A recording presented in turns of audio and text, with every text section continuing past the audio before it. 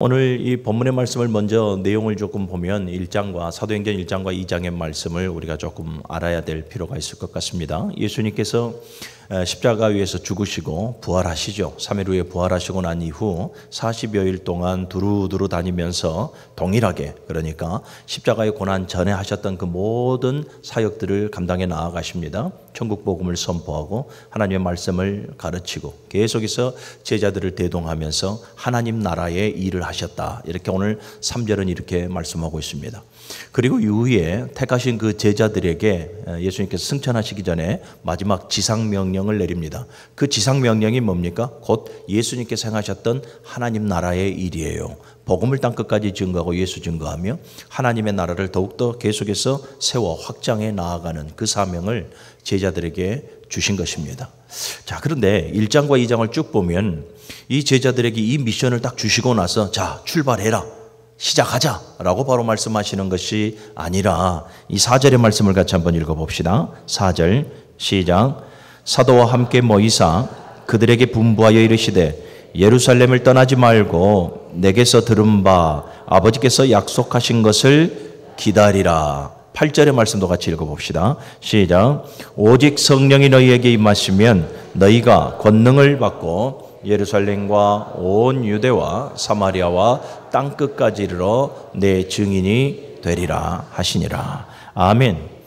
제자들을 부르시고 지상명령을 주십니다. 하나님의 일을, 하나님의 나라의 일을 맡기신 것이죠. 그런데 예수님께서 제자들에게 명령을 주셨으면 바로 즉각적으로 순종해야 하는데 예수님께서는 어떻게 하십니까? 기다리라 라고 말씀을 합니다. 그리고 2장에 가서 제자들이 예수님의 말씀을 붙들고 기다리고 모두가 마음을 한데 모으고 기도할 때에 하나님께서 약속하신 바 성령을 그들에게 부어주십니다.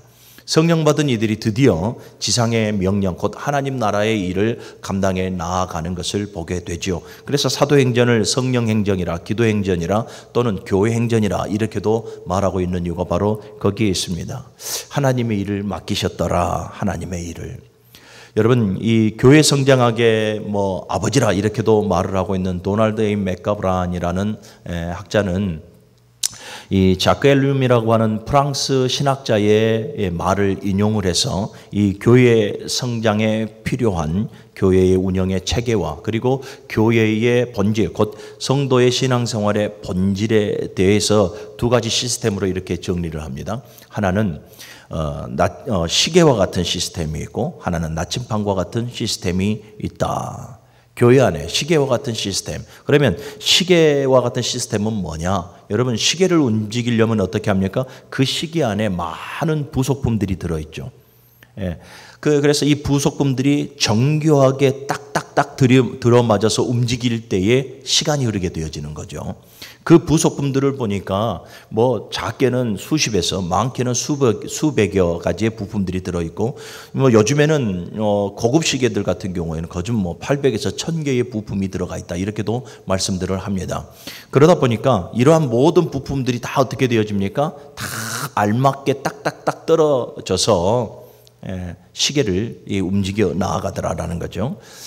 그런 것 같습니다. 사회 공동체나 교회 공동체를 보게 되어지면 조직적 체계가 있습니다. 조직적 체계. 그래서 안정적 질서를 위해서 조직을 갖춰 나아가죠. 당회를 비롯해서 또 여러 가지 남전도회, 여전도회, 각 기관 그리고 공동의회 이러한 조직 체계를 정하여서 안정적 질서를 이끌어 갑니다. 그리고 그 조직적 체계 아래에서 많은 사람들이 머리를 맞대고 계획하고 어떠한 일들에 대해서 기계적 열심을 가지고 계속해서 작동합니다. 시계가 그렇게 작동하듯이 사회 공동체도 그렇게 작동하고 교회 공동체도 그렇게 그러한 시스템 아래에서 작동하여서 성과를 내게 됩니다. 자, 그리고 또 하나의 시스템이 뭡니까? 나침판의 시스템이 있습니다. 이 나침판은 시계처럼 복잡하지 않습니다. 수많은 그러한 부품이 하나가 되어지는 것도 아닙니다. 매우 간단합니다. 내부적인 힘으로 움직이지도 않습니다. 내부적이라고 하는 것은 자기 열심이라 이렇게 말해볼 수도 있겠습니다. 자기 열심, 그러니까 자기의 힘으로 나침판을 움직이는 것이 아니라 외부의 힘으로 움직이죠. 우리가 너무나 잘 알다시피 자기장의 영향을 받아서 이 반응하고 움직이는 것, 그것이 나침판인 거죠. 여러분, 신앙생활이 그렇더라라는 거예요. 신앙생활에는 여러분 이 두 가지 다가 들어가 있습니다. 시계처럼 여러분 딱 조직이 갖춰져 있고 안정적인 질서 아래서 그리고 체계적인 질서를 가지고 차근차근 이렇게 세워져 나아가는 것. 그래서 매우 효율적인 성과를 거둬들일 때가 있습니다. 교회 안에 무척 중요합니다. 교회 안에서는 여러분 교회가 성장하려면 조직이 갖춰져야 되고 안정적인 질서가 세워져야 하는 것 분명합니다. 그리고 이 모든 것이 다 아름답게 맞아 들어갈 때에 교회는 한 부흥의 성과를 내게 되어지니 매우 중요합니다. 그런데 여러분 신앙의 본질은 달라야 합니다. 그거는 교회의 하나의 성장을 하기 위한 방법론이고요. 신앙의 본질은 여러분 나침반처럼 단순해야 됩니다. 내 안에서 나만의 열심만 가지고 이루어지는 것이 아닙니다. 조직적인 체계, 안정적인 질서만을 가지고 교회는 이루어지는 것이 아니라 여러분 교회의 본질이요 신앙의 본질은 지금 내 마음이 누구를 향하고 있는가? 지금 나의 열심이 누구의 힘을 빌어서 열심으로 신앙의 삶을 살아가고 있는가? 그리고 내가 지금 누구의 영향력 아래에서 반응하며 살아가고 있는가? 여러분 이것이 매우 중요합니다. 나침반이 외부 이 자기장의 영향을 받아서 길을 인도하듯이 우리 역시도 여러분 그 누군가의 영향을 받아야 되고 그 누군가의 작용의 힘을 받으면서 살아가야 한다. 이것이 신앙의 본질입니다. 특별히 우리가 지금 11월 달에 총동원 전도주일을 앞두고 있습니다. 이 총동원 전도주일이 바로 여러분 하나님 나라의 일입니다. 죽어가는 그 영혼들에게 예수를 증거하고 복음을 그들에게 전함으로 말미암아서 그들이 하나님의 자녀로 하나님의 나라로 세워져 나아가는 아주 신령한 일이죠. 그 임무가 올 한해 이제 우리에게 마지막으로 주어져 있는데요. 여러분 이 총동원 전도주일을 준비하면서 당회를 비롯해서 남전도회 또 우리 특별히 여전도회 또 뭐 각 기관들 또 우리 모든 성도들도 마찬가지입니다. 이 태신자들을 전도하여서 주님 앞으로 돌아오게 하는 이러한 미션을 가지고 있는 우리 모든 성도들은 오늘 이 본문의 말씀이 동일합니다. 여러분 하나님 나라의 일이에요. 영혼을 구원하는 일이다 이 말이에요. 그래서 이 일만큼은 내 힘으로 내 열심으로만 여러분 해서는 성과를 낼 수가 없습니다. 하나님의 작용이 필요합니다. 할렐루야. 하나님의 작용, 하나님의 힘, 하나님의 열심과 지혜가 필요합니다. 곧 영혼을 구원하는 하나님 나라의 일은 하나님께서 하십니다. 교회가 힘들고 어렵고 그래서 많은 교회가 계속해서 쇠퇴하고 마이너스 성장을 하고 있는 지금 이때에 여러분 우리는 그것을 보면서 근심하고 마음의 염려를 가지고 있지만 여러분 염려하지 마십시오. 교회는 하나님께서 항존시키십니다. 우리가 하나님께서 일하시도록 내어드린다면 우리의 마음과 우리의 열심을 하나님 앞에 내어드린다면 여러분 하나님께서 우리를 사용하셔서 교회를 항존시켜 나아갈 줄로 믿습니다. 그래서 여러분 저와 여러분들에게는 하나님의 작용이 필요해요. 내 열심이 아니에요. 하나님의 작용이 보다 더 중요하다는 것을 여러분들이 기억하시기를 바랍니다. 사도 바울처럼 내게 능력 주시는 자 안에서 내가 모든 것을 할 수 있느니라. 아멘. 그러니 여러분 우리도 사도 바울이 하나님의 능력을 빌었던 것처럼 저와 여러분들도 이 신앙의 삶을 살아갈 때에 하나님의 능력을 빌어 여러분 신앙의 삶을 바르게 살아갈 수 있는 우리 모두가 되어줄 수 있기를 주님의 이름으로 축복합니다. 그러면 우리가 하나님의 능력을 빌어야 될 이유가 뭘까? 가장 첫 번째는요. 저와 여러분들의 열심은 한계가 있어요. 우리 나약한 인간의 열심은 한계가 있기 때문에 하나님의 능력을 우리가 빌어야 한다라는 거예요. 아멘. 여러분 아까 서두에 잠깐 말씀드렸습니다. 이 오늘날 교회는 이 세상에 있는 조직과 비슷하게 운영되어집니다. 아니라 말하지만 사실은 너무나 그 조직, 너무나 그 체계, 너무나 그 조직 안에서의 질서가 너무나 교회 안에서도 동일하게 지금 운영이 되고 있습니다. 매우 이 효율성을 높이기 위해서 기업의 원리, 세상의 원리를 도입하고 또 유능하고 능력 있는 인물을 찾아 나가려고 합니다. 그래서 무엇을 원합니까? 큰 성과와 결과를 바라고 있습니다. 제가 목회자의 한 사람으로서 지난 날을 보게 되었지만 참 안타까운 것이 너무나 많은데 그 중에 하나가 뭐냐면 목회자를 청빙을 할 때에 목회자의 자격을 봅니다. 예전에 제가 부교육자 생활을 했을 때 그 자격을 보면 담임 목사나 부목사나 그 자격 중에 하나가 뭐냐면 학부는 경영학부를 나와야 한다라는 거예요. 그래서 서울대 경영학, 연세대 경영학, 학부는 경영학을 나오고 그 다음에 신대원은 이제 대학원은 신학교에 가서 공부를 하는 것이죠. 왜 경영학을 추구했겠습니까? 이후에는 또 사회복지를 비롯해서 여러 가지 심리학 뭐 이런 것을 전공으로 한 분들을 많이 추대를 한 것이 사실입니다. 왜 한때 이 경영학을 전공한 목사님들 또 부목사님들을 그토록 원했을까? 바로 그거예요. 이 성과를 내기 위해서 매우 유능한 인물을 찾다 보니 그러한 거예요. 사랑하는 여러분, 물론 이러한 노력은 나쁘다고 말할 수는 없습니다. 이러한 노력이 있었기 때문에 실질적으로 지금 경영학 출신의 목사님들이 교회를 잘 이끌어가요. 굉장히 많이 성장을 했습니다. 그 일례가 안산에 있는 우리 김학중 목사님, 우리 학교 교단은 다릅니다만은 그분이 경영학을 나왔지 않습니까? 또 이외에도 여러분 우리가 알만한 분들은 대부분 다 경영학 출신들이 되게 많아요. 그것을 전공하다 보니까 세상의 논리죠. 세상 기업의 어떤 원리들을 도입을 해서 교회를 잘 성장시켜 나아가는 것을 봤을 때 그 노력 자체가 나쁘다 이렇게 말할 수는 없을 것입니다. 그러나 문제는 그 원리 아래에 누가 없습니까? 하나님이 없어요. 하나님의 작용이 그 원리 속에 보이지 않을 때가 너무나 많습니다. 모든 교회가 막대한 예산을 쏟아붓고요. 또 이 거대한 조직을 만들고 완벽한 체제를 갖춰서 하나님 없이 스스로 해결해 나아가려고 하는데 그게 문제가 있는 것입니다. 사랑하는 여러분, 인간의 한계는 너무나 불완전하고 너무나 유한한 한계를 가지고 있는 인간의 열심, 그것을 여러분들이 먼저 인정해야 될 줄로 믿습니다.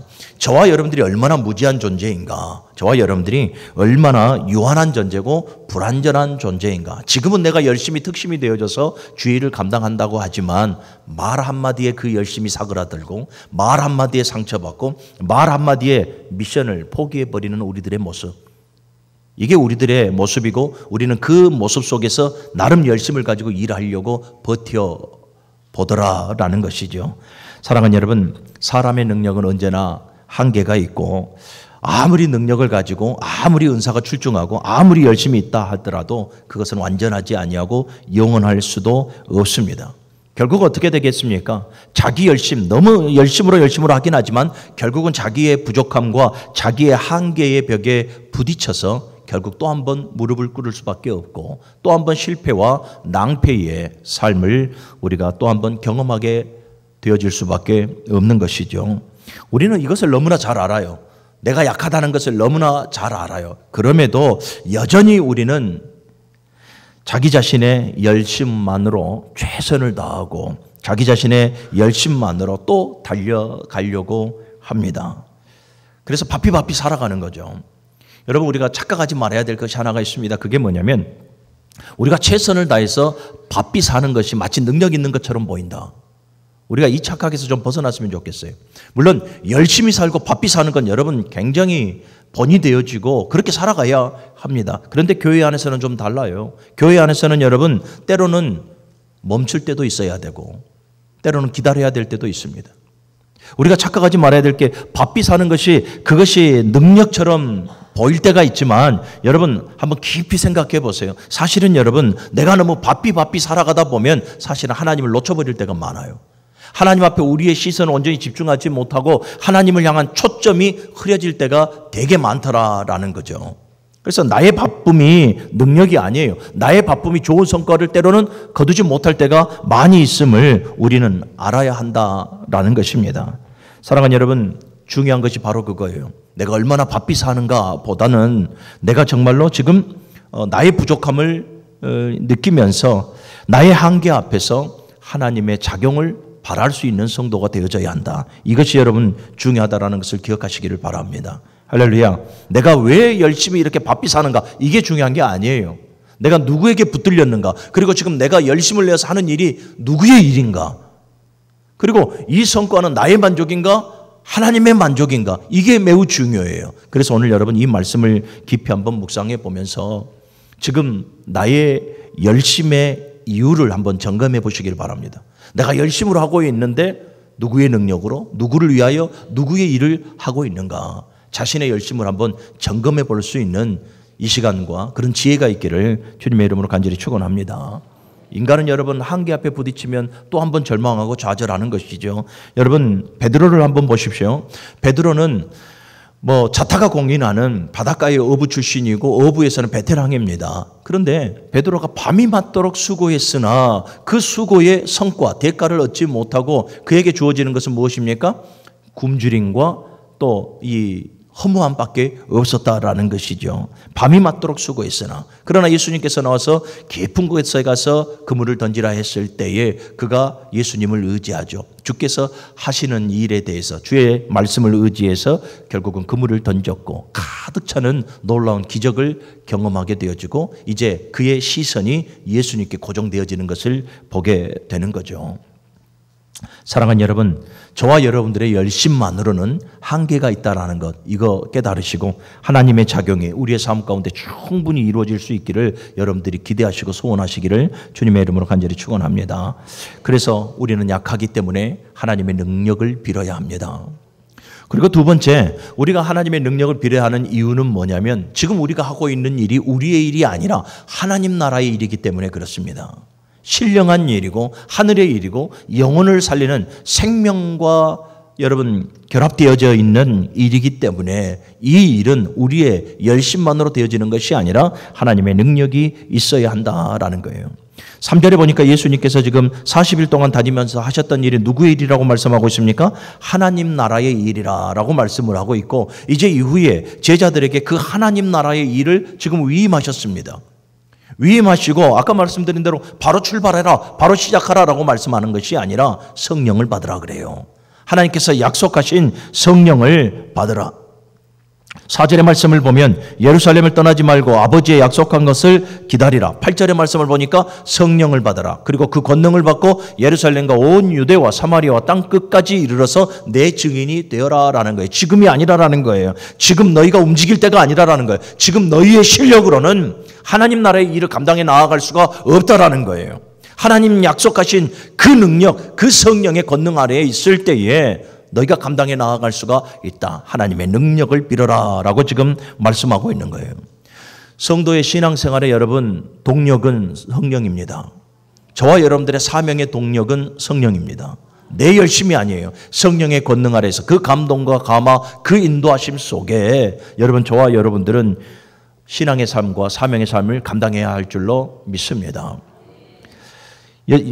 예수님께서 지금 예루살렘을 떠나지 말고 아버지의 약속하신 것을 기다리라 이렇게 말씀할 때에 이후에 2장까지 쭉 제자들의 모습을 보니까 어느 제자들도 모여서 대책회의를 한다든지 계획을 세운다든지 야 봐라 이제 예수님께서 승천하셨으니 우리만 남아있다. 그러니 우리가 좀 방황하지 아니하도록 우리 한번 열심을 한번 내보자. 그래서 머리를 모으고 마음을 맞대서 어떤 계획을 세운다든지 또는 어떤 대책 회의를 세운다든지 비대위를 구성한다든지 이런 일을 하지 않습니다. 예수님의 말씀을 붙들고 그들은 뭐합니까? 잠잠히 모여들기를 시작합니다. 그리고 1장 14절의 말씀을 한번 봅시다. 1장 14절의 말씀 우리 찾아서 같이 한번 읽어봅시다. 시작. 여자들과 예수의 어머니 마리아와 예수의 아우들과 더불어 마음을 같이하여 오로지 기도에 힘쓰니라. 아멘. 주님의 말씀을 붙들고 지금 이들이 대책회의나 어떤 비대위를 꾸려서 열심히 해보자 라고 자기 열심을 드러내는 것이 아니라 예수님의 말씀을 붙들고 한 사람 한 사람 모여서 지금 뭐하고 있습니까? 오로지 기도에 힘쓰더라 라고 말씀을 해요. 기도에 힘썼다라는 것은 뭡니까? 주께서 약속하신 바, 그 약속하신 바가 이루어지도록 지금 이들이 기다리고 있었다라는 말이에요. 무려 며칠을요? 10일을 기다리죠. 예수님께서 승천하시고 나서 이제 오순절 마가의 다락방에서 성령의 역사가 나타나기까지 10일이라는 시간이 걸리지 않습니까? 그 10일 동안 지금 제자들과 120문도들은 뭐하고 있습니까? 예수님의 말씀을 붙들고 지금 기다림의 시간을 보내고 있는 거예요. 하나님께서 주실 그 능력, 하나님께서 보내실 그 성령, 그 약속이 이루어질 것을 기대하며 그 기다림의 시간을 기도로 지금 이들이 기다리고 있더라라는 거예요. 사랑하는 여러분, 신앙생활 하면서 참는 것과 기다린다라는 것은 여러분 그냥 허송세월 보내는 무기력함이 아닙니다. 지혜입니다. 여러분들이 많이 지쳐 있습니까? 또는 여러분들이 오바런을 하고 있습니까? 하나님보다 앞서가고 있지는 않습니까? 여러분들의 열정만 가지고 신앙의 삶을 지금 살아가고 있지는 않습니까? 그래서 여러분 그러다 보면 내가 지칠 때가 있거든요. 이럴 때는 우린 뭐 해야 됩니까? 더 이상 오바런하지 아니하고 기다리는 것입니다. 하나님께서 일하실 수 있도록 하나님께서 나를 만들어가며 나에게 능력을 주시고 하나님께서 나를 통해서 일하실 수 있도록 우리가 기다려야 하는 것. 사랑하는 여러분, 그것이 옳은 믿음의 자세고 신령한 지혜임을 여러분들이 기억하시기를 바랍니다. 사랑하는 여러분 보십시오. 홍해 앞에 서 있는 모세를 한번 보시기를 바랍니다. 홍해 앞에 뒤에는 애국의 마병들이 쫓아옵니다. 죽이려고요. 그리고 앞에는 홍해가 놓여 있습니다. 이 사면초가에 놓여 있던 이스라엘 백성들 모두가 다 당황하고 모두가 다 두려워할 때에 모세는 어떻게 말합니까? 너희가 두려워하지 말고 가만히 있어서 여호와께서 오늘 너희를 위하여 행하시는 구원을 보라라고 말씀을 해요. 여기서 뭐라고 말합니까? 가만히 서서라고 말을 해요. 이스라엘 백성들의 입장에서는 가만히 서 있다가 죽을 수밖에 없는데 지금 모세는 가만히 서서 너희를 향한 하나님의 열심, 너희를 향한 하나님의 구원을 보라라고 지금 말씀하고 있어요. 여기서 깨닫는 것이 바로 그거예요. 가만히 서서 하나님의 일하심을, 가만히 서서 하나님의 능력을 보는 것이 지혜고 그것이 용기고 그것이 믿음이다 하는 것을 알 수가 있는 것입니다. 여러분 홍해 앞에서의 모세의 모습뿐만이 아니잖아요. 요단강 앞에서 이스라엘 백성들, 여호수아 이스라엘 백성들도 마찬가지입니다. 여리고를 돌고 있었던 여호수아와 이스라엘 백성들, 또 갈멜산 위에서 했던 이 엘리야와 모든 이스라엘 백성들 모두가 다 살아가는 여러분, 기다림 뒤에 하늘의 역사가 일어납니다. 기다림 뒤에 하나님께서 역사해 주시는 것을 보게 되는 것입니다.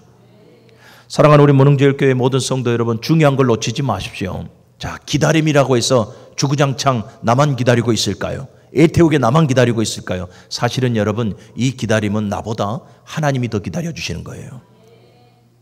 내가 완전히 모든 것을 내려놓고 모든 것을 포기하고 내 방법, 내 지론들을 내려놓고 이제는 하나님의 능력이 나에게 임함으로 말미암아서 하나님께서 나를 사용하시도록 내어드리는 그 기회를 하나님께서는 기다려주시는 거예요. 우리는 내가 기다린다 착각하지만 물론 나도 기다려야 되고 나도 인내하고 나도 견뎌야 되지만 사랑하는 여러분, 하나님께서 기다려주시는 거예요. 모세가 나이 40 젊었을 때입니다. 바로의 공주의 아들이라 칭함을 받을 때 나름대로 권세도 있었고 혈기방자했고 나름대로 열정도 있습니다. 그런데 모세가 자기 힘으로 자기의 동족을 구하려다가 실패하고 미디안 광야로 쫓겨가는 것을 보게 되어지죠. 그런데 이후 40년이면 몇 살입니까? 80이죠. 80의 노인이었던 모세를 하나님께서 호렙에서 부르십니다. 여러분, 40년을 하나님께서 기다려주신 거예요. 40년을 모세가 자기 힘 빼고 하나님만을 의지하고 하나님만을 바라고 하나님의 능력으로 모든 것을 행할 수 있는 그 시간 40년을 기다려준 거죠.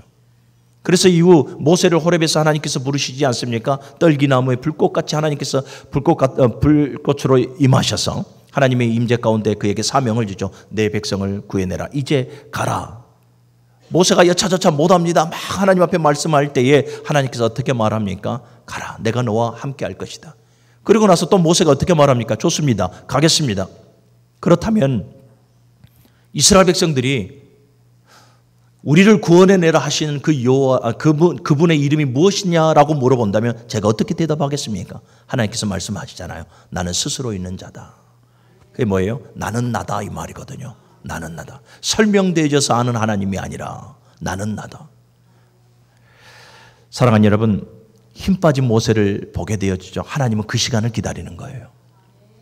바울도 마찬가지예요. 하나님 앞에 그의 이 육체의 가시 때문에 괴로워하지 않습니까? 그래서 하나님 앞에 3번이나 그 육체의 가시를 제하여 달라, 고쳐달라고 구하지 않습니까? 그것만 없으면, 하나님 내 육체의 가시만 없으면 내가 더 열정을 가지고 열심으로 하나님의 일을 감당할 수 있겠습니다. 뭐 어떠한 이런 각오에서 나오는 그런 간절한 바람들 아니었겠습니까? 그런데 하나님은 어떻게 말씀합니까? 내 은혜가 내게 족하다. 이는 내 능력이 약한 데서 온전하여 짐이라.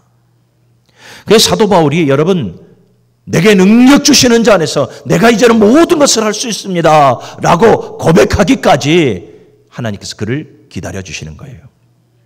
사랑하는 여러분, 어쩌면 지금 이 순간에도 하나님은 저와 여러분들이 스스로의 힘을 빼고 하나님을 의지하고 하나님의 작용을 간절히 바라기를 하나님께서는 기다리고 계신다. 그래서 여러분, 힘 빼는 훈련을 잘 하십시오.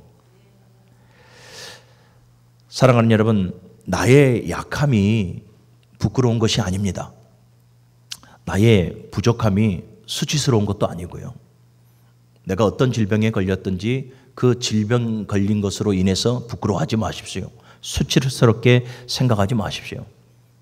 여러분, 진짜 부끄러운 것은 뭐냐면 내가 약한 것을 알면서도, 내가 부족한 것을 알면서도, 내가 병들어 약해 있는 모습을 보면서도 하나님을 찾지 않는 것, 그게 진짜 부끄러운 겁니다. 하나님을 신뢰하지 못하는 것이고 하나님을 배제시켜 버리는 거예요. 여러분, 부족하고 연약하고 약하다고 생각하십니까? 그럴수록 우리는 하나님을 더욱더 붙들어야 되고 그럴수록 하나님의 도움을 구해야 합니다. 이것이 지혜고 이것이 믿음인데 진짜 부끄러운 삶을 우리는 살아갑니다. 내가 약해 있으면서, 내가 부족하다 말하면서 우리는 하나님을 찾지 않고 하나님의 도움을 구하지 않습니다. 그러니까 우리는 쉽게 또 한 번 무너지고 넘어질 수밖에 없는 것입니다. 사랑하는 여러분, 하나님께 도움을 구하십시오. 하나님은 여러분 부족할 때 가득 채워주시는 분입니다. 연약할 때 새 힘을 주셔서 우리를 강하게 하시는 분이십니다. 질병 가운데 놓였을 때 여호와 라파, 우리의 상한 심령 위로하시고 병든 몸 치료하여 주셔서 영혼이 잘된 같이 범사가 잘되고 강건케 해주시는 분이 바로 우리 아버지 하나님이십니다. 빌립보서 4장 19절의 말씀을 기억하십시오. 나의 하나님이 그리스도 예수 안에서 그 풍성한 대로 너희 모든 쓸 것을 채우시리라. 이분이 우리 하나님이십니다. 사랑하는 여러분, 하나님의 손은 언제나 크십니다. 하나님의 손은 저와 여러분들의 손보다 크십니다. 하나님은 언제나 오르신 분입니다. 하나님은 여러분, 하나님의 열심은 우리의 열심보다 더 뛰어나신 분임을 믿으시기를 바랍니다. 하나님의 채우심은, 하나님의 은혜는 우리가 열심히 수고한 그 성취물보다 비교할 수 없을 정도로 사랑하는 여러분, 큰 결과물을 주시는 분이라는 것을 믿으시기를 바랍니다. 그러니 사랑하는 여러분, 우리 하나님의 능력을 빌어야 합니다. 그러니 우리가 하나님의 도우심을 구하며 살아가야 할 줄로 믿으시기를 바랍니다.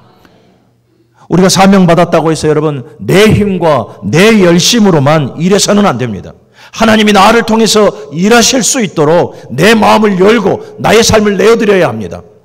내 열심을 좀 내려놓고 하나님의 그 열심이, 하나님의 그 강력한 감동이 나를 지배하도록, 그래서 하나님의 그 감동하심이 내 삶 속의 사역 속에 작용할 수 있도록 나를 내어드리는 우리 모두가 되어져야 할 줄로 믿습니다. 우리의 연약함이 뭡니까? 우리의 진정한 연약함은 너무 서두르는 데 있어요. 기다리지 못하고 서둘러요. 말씀보다 성경보다 기도보다 앞서가니까 신앙의 생활화를 이루지 못하고 사명의 생활화도 이루지 못하고, 그러니까 여러분 결국은 하나님을 만족시킬 만한 성과를 우리는 내지 못하고 스스로 지치고 포기하는 거예요. 사랑하는 여러분, 우리는 죽어야 합니다. 날마다 내 자신을 십자가에 쳐서 복종시켜야 합니다. 여러분, 내가 더 잘할 수 있다는 착각에서 벗어나시길 바랍니다. 내가 더 잘할 수 있다, 천만의 말씀 아닙니다. 우리는 사랑하는 여러분, 하나님보다 더 잘할 수 없습니다. 내가 똑똑하다, 교만하지 마십시오. 우리는 하나님보다 더 똑똑할 수가 없습니다. 나에게 한계가 없다라고 말씀하지 마십시오. 우리는 아까 말씀드린 대로 말 한마디에 내 열심이 닫혀버리는 그러한 연약한 존재들입니다. 사랑하는 여러분, 우리의 노력, 우리의 열심은 금세 그만큼 무너질 수밖에 없습니다. 그러니 우리는 겸손해야 합니다. 겸손하게 하나님의 도우심을 구하고, 에베네셀이라 여호와께서 여기까지 우리를 도우셨다라는 그 신앙의 간증과 함께 하나님께서 하실 것이다. 할렐루야. 하나님께서 하실 것이다.